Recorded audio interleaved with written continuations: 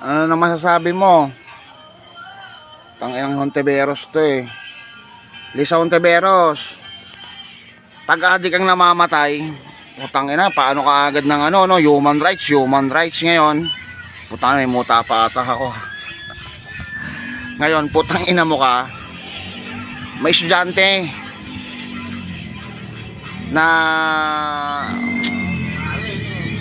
anong tawag dito, stopball na naman si Prake ah. Anong tawag doon? Yung napasok tapos nagtatrabaho. Anong tawag doon sa ganun? Yung pumapasok sabay nagtatrabaho? Yun, puta, working student. Yung working student, hinold up, kinuha yung cellphone, sinaksak pa ng dalawang adik. Puta nga nangyayarap sa Lisa Hontiveros eh. Pag adik na mamatay, ang ingay-ingay mo sa social media, hayop ka. Tapos pag mga biktimang, mga nabibiktima eh, mga inosenteng tao na ang may kagagawan sa krimen eh mga adik, wala kang bunganga. Tangina, pabulok ng pabulok ang Pilipinas sa hayop eh. O mas pinagtatanggol nyo pa yung mga adik kaysa mga inosenteng mamamayang Pilipino.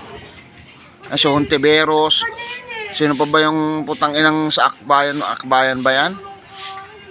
Tangina ninyo, hindi ko alam kung kanin pa ba, ang kinakain nyo ba, kanin pa rin ba?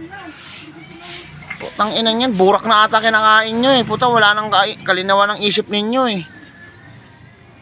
Ulitin ko lang no, puta, pag adik ang namatay, putang isa, si Kian ba yun? Puta, gagawin nyo pang ano eh.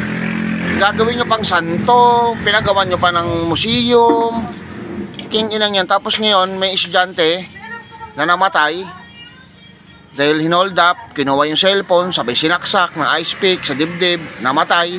Puta, wala man lang kayong ano, wala kayong bunganga, wala kayong ingay dyan na puta nga, talagang malaganap ng krimen. Talagang dapat puksain na yung mga animal na mga adik na to sa lansangan.